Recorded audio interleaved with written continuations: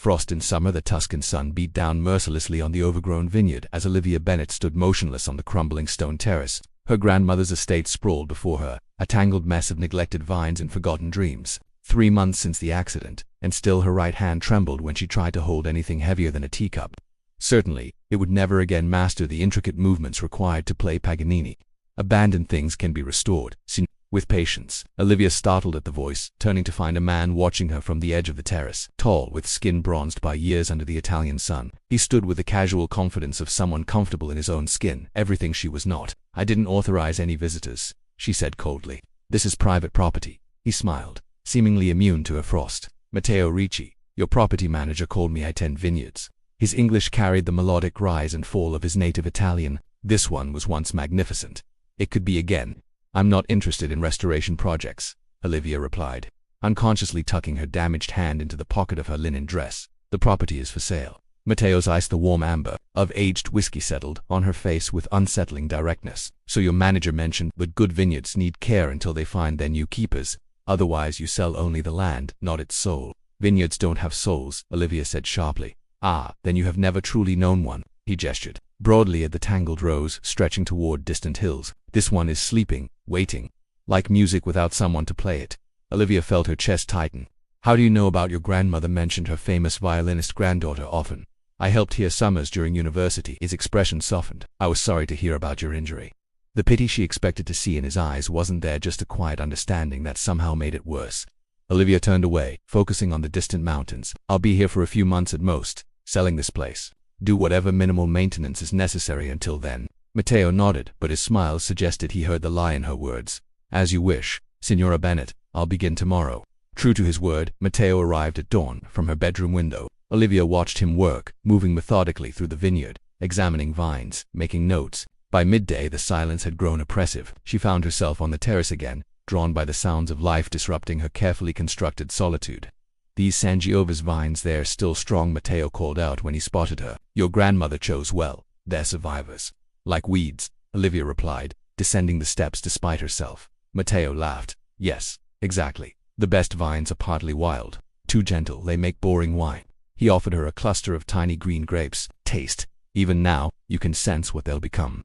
Hesitantly, she accepted one, the tartness making her wince. "You see," Matteo grinned, "potential often disguises itself as something bitter." "Are you always this philosophical about agriculture?" "Only when the vineyard has a story to tell." He paused, studying her face. "Your grandmother said you played like you were born with music in your blood. Will you not play here, where the acoustics of the hills could carry your sound to the stars?" Olivia's damaged hand clenched involuntarily. "Some things, once broken, stay that way." "Perhaps," Matteo replied, turning back to his work. "Or perhaps you've merely entered a fallow season. Even the most prolific vines need winter's rest before they can bear fruit again." As she walked away, Olivia felt something stir inside her, a sensation so foreign she almost didn't recognize it. It was curiosity, and for someone who had felt nothing but numbness for months, even that was terrifying. Seeds of change. April arrived in a symphony of green, transforming the Tuscan landscape. 3 weeks had passed since Matteo's arrival, and, despite her initial resistance, Olivia found herself drawn to the vineyard's gradual awakening. Each morning, she ventured farther from the villa, observing from a distance as Matteo pruned dead wood and trained new growth. "The vines need more than one person's hands," Matteo called out one morning, catching her watching him from between the rows. "Even damaged hands can learn new ways to create beauty." Olivia flinched at his directness but didn't retreat. "I'm a musician, not a farmer. And I'm a vintner, not a philosopher," he replied with a laugh. "Yet here we both are, pretending to be something we're not." He extended a pair of pruning shears toward her. "Music and wine both require patience, precision, and passion. Perhaps they're not so different." Something about his persistent optimism wore down her defenses. She took the shears awkwardly in her left hand. "I'll probably kill whatever I touch." "Impossible. These vines have survived worse than an amateur's mistakes." Under Matteo's guidance, Olivia learned to feel the rhythm of the vineyard, which shoots to trim, which to nurture. A damaged right hand, while clumsy with fine movements, could still steady the vines while her left worked. By mid-afternoon, a peculiar satisfaction had settled in her chest, unfamiliar yet not unwelcome. "Why are you really here?" she asked, over a simple lunch of bread, cheese, and olives. "Surely there are more promising vineyards to resurrect." Matteo considered her question carefully. "My grandmother played cello for 40 years. Arthritis took her music, but not her joy," she said. "Changing the instrument doesn't mean the melody inside you dies. And you thought you'd impart this wisdom to me?" Olivia's voice sharpened. "No," he answered quietly. "I thought the vines might." They speak more eloquently than I ever could. Days stretched into weeks. Each morning, Olivia woke expecting to resume her isolation, yet found herself drawn to the vineyard instead. Gradually, she began sharing fragments of her past, the crushing pressure of prodigy status, the loneliness of touring, the moment the nerve damage made itself known during a Brahms concert. I heard the wrong note before the audience did, she confessed one evening as they watched the sunset from the terrace. In that second, I knew something fundamental had broken. Matteo didn't offer platitudes. Instead, he poured more wine and said, "Tomorrow will be cold. A late frost is coming." The weather report confirmed his prediction. That night, the temperature plummeted. Olivia woke at 3 a.m. to find Matteo mobilizing with barrels and equipment. "What are you doing?" she called out, wrapping her robe tighter against the chill. "Fighting winter's last attack," he replied, lighting small fires between rows. "The tender buds won't survive without help." Without thinking, Olivia rushed to dress. When she returned, Matteo handed her a lighter without comment.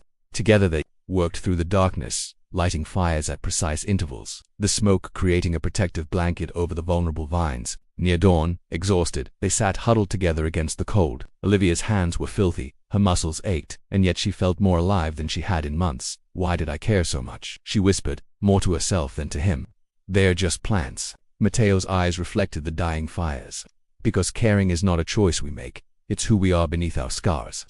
As the sun rose, revealing frost-kissed vines still clinging to life, Olivia realized something had shifted inside her. The ice around her heart had begun to thaw, as fragile and hopeful as the tender green shoots they had spent the night protecting. Summer's symphony June painted the vineyard in lush greens and golds, the once neglected vines now stretching confidently toward the sun. Olivia stood among them, marveling at the transformation that mirrored her own gradual renewal. The villa's piano, shrouded for months, now stood uncovered, its keys bearing the gentle marks of her tentative return. "Your music woke me this morning," Matteo said, appearing at the edge of the terrace with a crate of ripening tomatoes from the garden they had planted together. "Something original." Olivia nodded, surprised at her lack of embarrassment. "Nothing complex. My right hand still struggles with intricate passages, but I'm discovering new patterns, simpler melodies." "Sometimes the most profound music isn't the most complicated," he replied, setting down his harvest. "My Nona used to say that." "You never finished telling me about her," Olivia prompted, pouring them each a glass of water. Matteo's eyes softened with memory.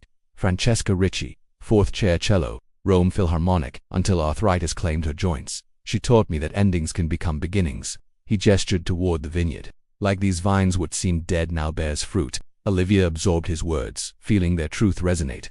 That evening, she composed a new piece, a melody that captured the resilience she witnessed daily in the vineyard. For the first time since her injury, music flowed not from technical brilliance but from authentic emotions, simpler but somehow more honest. The following weeks unfolded in a rhythm of cultivation, both of vines and melodies. Olivia found herself laughing more, particularly at Matteo's elaborate stories about each section of the vineyard having its own personality. She began accompanying him on his rounds each morning, her notebook filled with musical notations inspired by their conversations. One particularly golden afternoon, as they worked side by side tying vines, Matteo's hand brushed against hers. The simple contact sent an electric current through her body, a sensation both terrifying and exhilarating. When she met his gaze, the question in his eyes made it clear he'd felt it too. Before either could speak, the sound of tires on gravel broke the moment. Olivia turned to see a sleek black car approaching the villa, instantly recognizing the distinctive silver-haired figure emerging from it. "Emmanuel," she whispered, her chest tightening. Emmanuel Frost, her former mentor and the director of the European Classical Circuit, strode toward them with the confidence of someone accustomed to commanding attention. "Olivia, when you stopped returning my calls, I decided a personal visit was necessary." His assessing gaze swept over Matteo before dismissing him entirely. "I see you've been occupied." "Emmanuel, this is Matteo Ricci, the vintner restoring my grandmother's vineyard," Olivia said, suddenly aware of how different her two worlds were.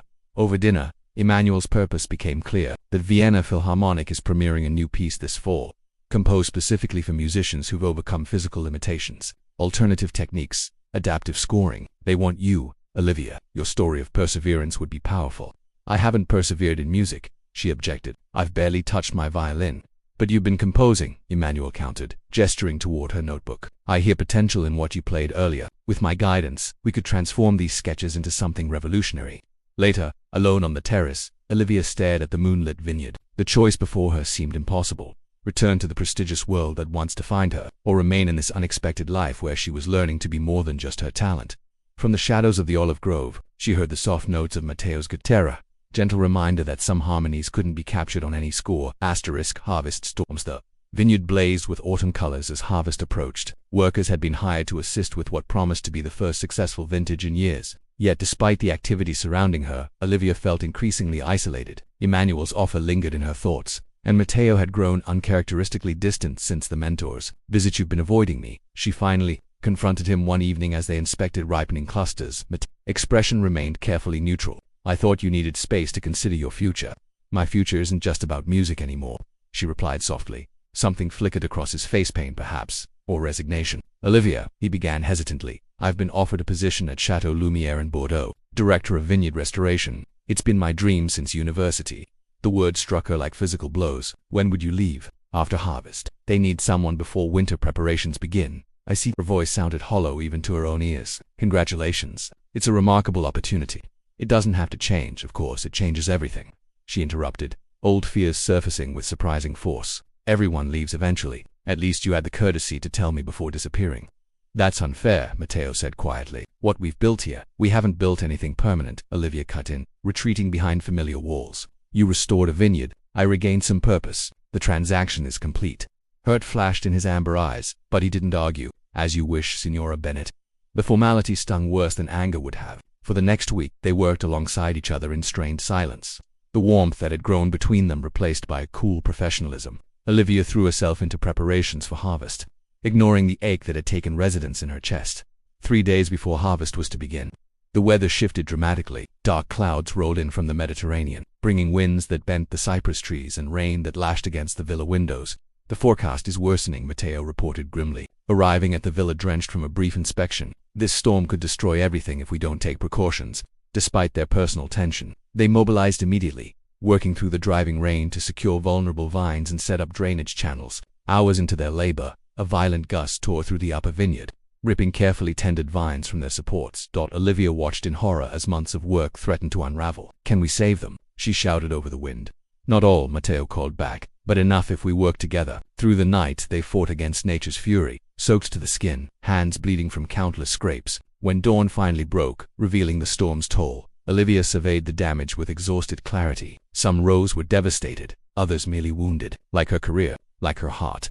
"Nature reminds us we never have complete control," Matteo said, standing beside her. "We can nurture, protect, but ultimately must accept both bounty and loss." Olivia turned to him, really seeing him for the first time in days, his exhausted eyes, his unwavering dedication. "I pushed you away because I was afraid," she admitted. "Losing music taught me that loving deeply means risking everything. And is that risk worth taking?" he asked softly instead of answering with words. Olivia reached for his hand, her damaged fingers interlacing with his soil-stained ones. Some questions could only be answered with actions. Winter's promised snow dusted the Tuscan hills, transforming the dormant vineyard into a crystalline landscape of quiet beauty. 6 months had passed since the harvest, store months of healing, rebuilding, and unexpected joy. Inside the renovated wine cellar, dozens of guests mingled among oak barrels, sampling the first vintage of what the invitation had called Second Vita wines. Olivia adjusted the small stage set up at the far end of the cellar, her violin case resting atop the piano. Tonight would mark her first public performance since the accident, not on the prestigious stage Emmanuel had offered, but here, surrounded by the vines that had taught her to grow in new directions. Nervous, a familiar voice asked from behind. Olivia turned to find Matteo watching her, his eyes warm with pride. "Terrified," she admitted with a smile, "but the good kind of terrified." He stepped closer, straightening the sleeve of her simple blue dress, "Like watching our wine being tasted for the first time." "Exactly like that," she agreed. "Their wine, their vineyard." The pronouns had shifted gradually over the months since she'd asked him to decline the French position, not as a sacrifice, but as a partnership. Together they'd reimagined the estate as both vineyard and music sanctuary, combining their passions in ways neither had envisioned alone. As evening approached, the cellar filled with local neighbors and curious wine enthusiasts. Olivia's gaze swept over the gathering until it caught on an unexpected figure standing near the entrance. Emmanuel Frost, elegant as ever in his tailored suit. "You came," she said when she reached him. "Your invitation was intriguing," he replied, sipping the estate scent. "A vineyard concert from a violinist who declined Vienna. I had to see for myself what could possibly compete with the Philharmonic." Before she could respond, Matteo announced the beginning of the performance. Taking her place at the small stage, Olivia surveyed the expectant faces. Her right hand would never again execute the technical feats that had once defined her career, but it could still express the emotional truth she'd discovered among these vines. She began with a piece she'd titled Frost in Summer, a composition that acknowledged the pain of her initial isolation but transformed it into something hauntingly beautiful. Her adapted playing style emphasized emotion over virtuosity. Imperfect yet deeply authentic. When the final note faded, the silence held for a breath before erupting into applause. Olivia found Matteo's gaze across the room, his eyes shining with unshed tears. Later, as guests departed into the winter evening, Emmanuel approached her again. "It wasn't technically perfect," he observed. "No," Olivia agreed. "It wasn't meant to be, but it was genuine and surprisingly powerful for that very reason." He glanced toward Matteo, who was bidding farewell to the last guests. "I see now what you chose instead of Vienna." After Emmanuel left, Olivia and Matteo stood alone in the quiet cellar, surrounded by the barrels that held their first vintage wine that would continue evolving long after it left their care. "What are you thinking?" Matteo asked, wrapping an arm around her shoulders. Olivia leaned into his embrace, watching their breath form small clouds in the chilly air. That the most beautiful compositions contain both harmony and dissonance, that endings become beginnings, that some things can't be planned, only discovered. Outside, snow began falling again, covering the dormant vines that would, in time, awaken to another season of growth. The billionaire's tale had been about finding love despite wealth. Hers had been about finding richness beyond success. Different stories, same truth. The heart, once awakened, could never return to its winter sleep. "To Seconda Vita," Matteo whispered, raising a glass of their creation. "Second Life." Olivia touched her glass to his. "To all the seasons yet to come."